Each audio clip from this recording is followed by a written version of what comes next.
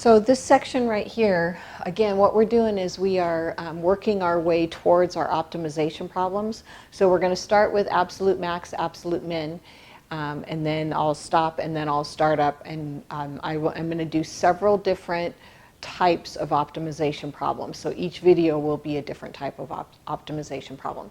So again, the goal of this whole class is to be able to get to a place where we can find the maximum profit, maximum revenue, minimum cost, and be able to apply everything that you've learned up to this point. So with absolute max and min, the difference between what we've been doing, we've been talking about relative extrema, or you've seen the term local extrema. So local max, local min, relative max, relative min. So with those, what we were doing is we were just finding, so if you're looking at this graph, we were just finding all the maximums and all the minimums, all right? With absolute max and absolute min, or you might see the term absolute extrema, what we're doing is now we have endpoints. So we have a starting and a stopping point.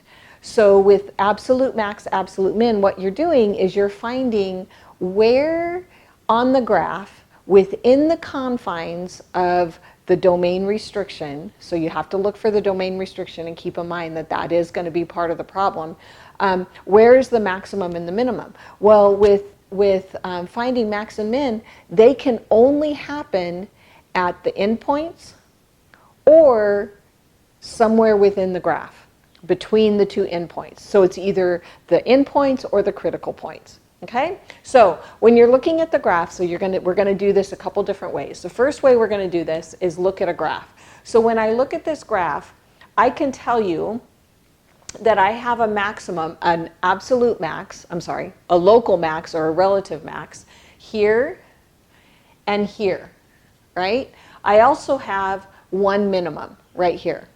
Well, now what we're going to do is we're going to put endpoints. So if I tell you that we are only looking between the value 1 and 10, then what's going to happen is I'm going to be able to find one maximum and one minimum. That one max or one min is going to happen either at the endpoints or it's going to happen at my critical points. So remember, critical points are found by finding the first derivative, looking for where our function is increasing and decreasing, and then finding out if that's the max or the min. Well, if you're looking at a graph, we can literally just look at the graph and say, okay, I'm only going to be able to look between here and here. So these are my parameters. So in other words, what happens is none of this matters. Okay, I don't care about that. I also am only looking up to 10, which means this doesn't matter. So all I'm going to do is I'm going to focus between the values 1 and 10 and look for my max and look for my min. So with a graph, all I'm going to do is look. If I have, if I'm looking from this point between these 2 points, the lowest point is at the lowest point. So this is my minimum. So my lowest point is at the value when x is 3, y is 2. All right. Now, with your in your MyMathLab, you have to be careful how it asks, because it says the absolute minimum is blank at x equals blank. Up until this point, you've always been putting in the x value first, right? So just read the question, make sure that you're putting in the values in the right spot.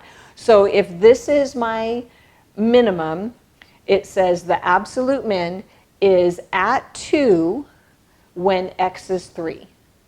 Okay, at 2 when x is 3. So be careful when you input it that you put it in the correct way. Now, if I come over here and look at my maximum, well, my highest point is at my endpoint, so I'm okay. My highest point is at my endpoint. So my absolute max is at 12 when x is 10. So just to write it out for you, at 12 when x equals 10. That's part of what you're going to see in the MyMathLab. So make sure you put it in the right spot. So at 12, my y value when x equals 10. Okay, so that's looking at the absolute max and min when you're looking at a graph. So now let's look at it when you don't have a graph. Now all we have is a function. All right, so our function is f of x equals x cubed minus 12x plus 12. And I have on the interval between -3 and 5. Okay? And the question is determine the absolute max and the absolute min. So now you're not given a graph. Now, if you have a graphing calculator or you use Desmos.com, you can double check your work to make sure that your graph and your absolute max and min work. But you should be able to do it without even looking at a graph. All right? So here's the process. The first step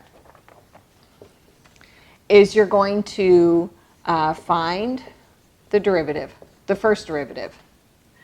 The second step is you're going to, from the first derivative, you're going to find your critical points. Okay? So what does that mean? That means you have to set it to 0. You set your derivative to 0. So everything that you've learned up to this point, you are now going to apply. Okay? So we're finding the first derivative. So let's just do this step by step. Drop my 3 to the front and subtract 1. Drop my 1 to the front and subtract 1. So my x goes away. Okay? So to find my critical points, I have to set my first derivative to 0 and then solve for x, so I can factor out a 3.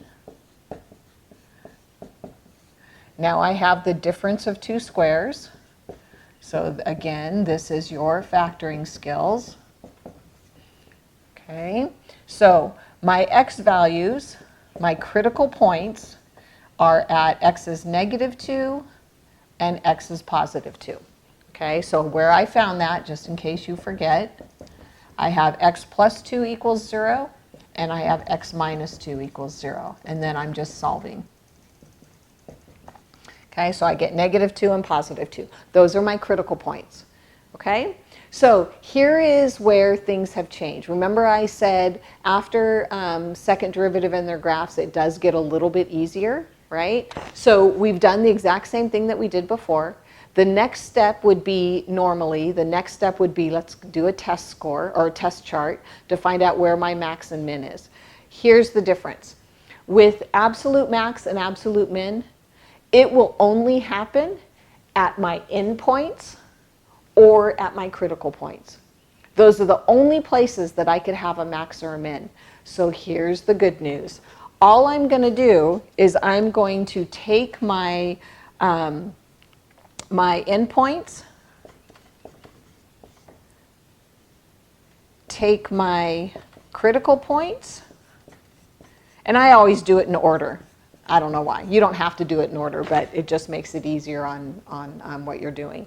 So, and I'm going to plug those into my original function. Okay, so no more test chart with absolute max, absolute min, no more test chart. No more plugging it into the derivative and finding out if it's positive or negative. Now, you can if you want. If you want to do that, that's fine. But what you're going to find is that there is no question, let me double check, there is no question where is it increasing, where is it decreasing. With 11.5, absolute max and min, all it's asking is where's the max, where's the min. So you don't have to figure out where is it increasing or decreasing anymore. You just have to find the maximum value and the minimum value. Well, we do that by plugging it in. So I take my endpoints. So -3 is an endpoint. Where did I get this? It's given to you right there. Those are my endpoints. And I'm going to plug it in. So I have -3 cubed minus 12 times -3 plus 12. I'm going to erase this so that I can have more room, because I have my endpoints and I have my critical points. Okay, so now I'm going to calculate all this out, and I've already done it. So you guys can check my work. So negative 3 cubed is negative 27, plus 36 plus 12 is 21. And now I'm going to plug in my negative 2. My negative 2, remember, was one of my critical points. So again, your absolute max and min only happen at the endpoints or at the critical points. So we're just finding the highest and the lowest number. So negative 2 cubed is negative 8, plus 24 plus 12 is 28. Now I'm going to plug in 2. So 2 cubed minus 12 times 2 plus 12.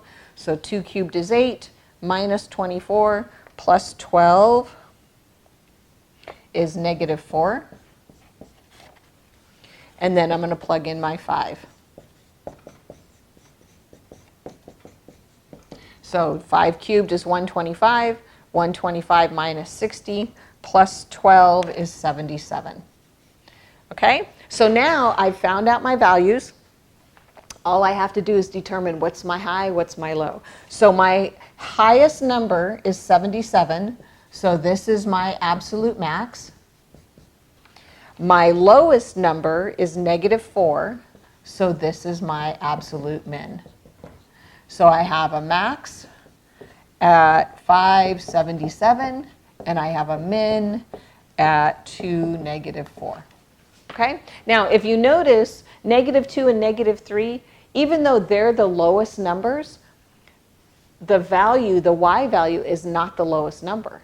So don't get caught up in thinking that your endpoints and your critical points are going to determine your high and low. It's all based on the calculations. Okay? So, one more time. I find my derivative. I find my critical points. And I use, let me write my third step. I use my endpoints and critical points to find max and min. Okay? Because it can only happen at the endpoints or the critical points. That's the only time that you can have a maximum or a min. All right, let's try one more.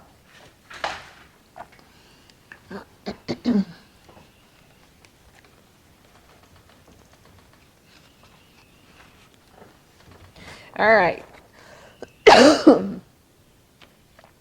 Okay, so here's my function. X cubed minus 6x squared minus 15x plus 10. So first step, find my first derivative.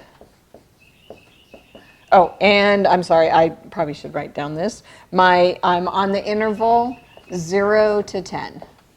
Okay, so your interval will always be given to you. That will always be set up for you.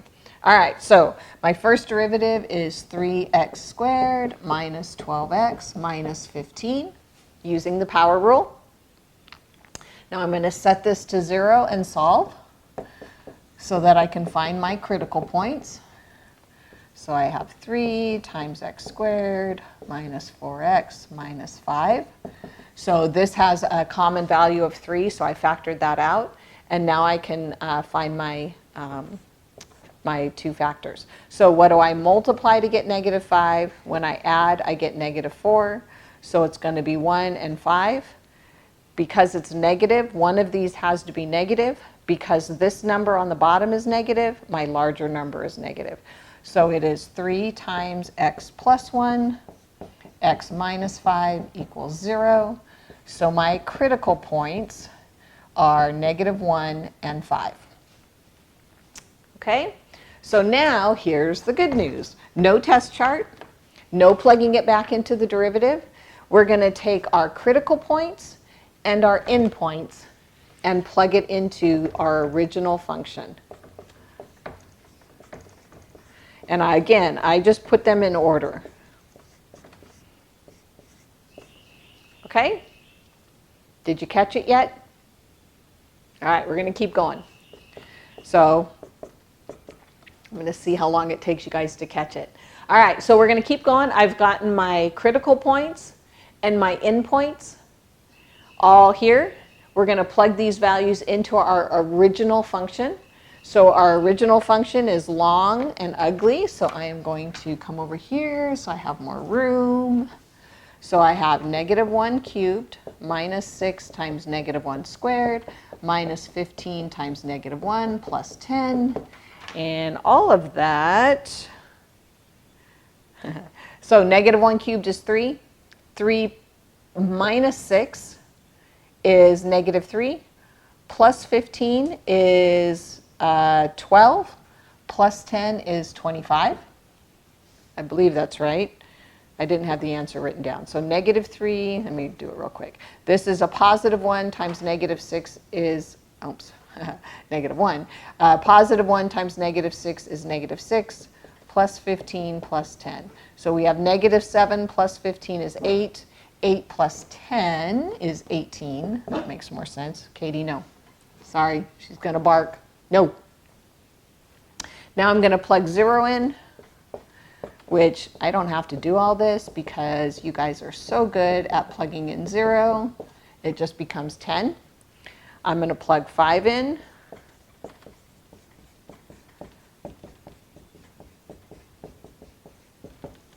Okay. And so when I plug 5 in, I get out negative 90. And when I plug 10 in,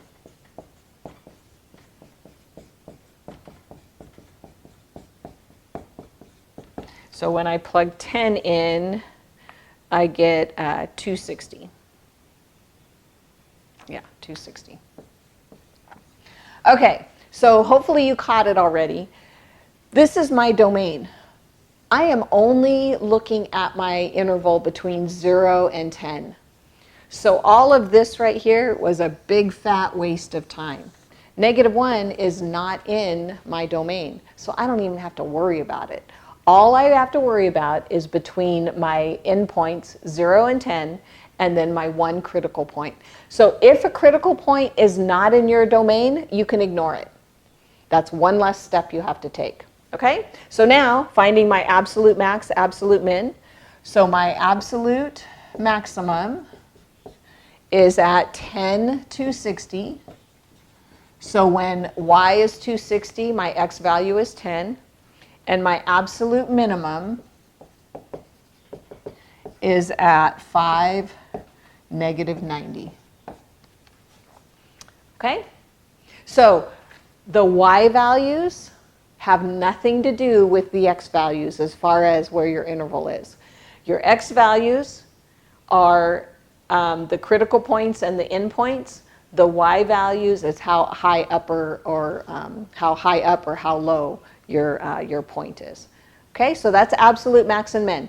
It can only happen at the endpoints and at the critical points that are within the interval that's given to you. And that's it.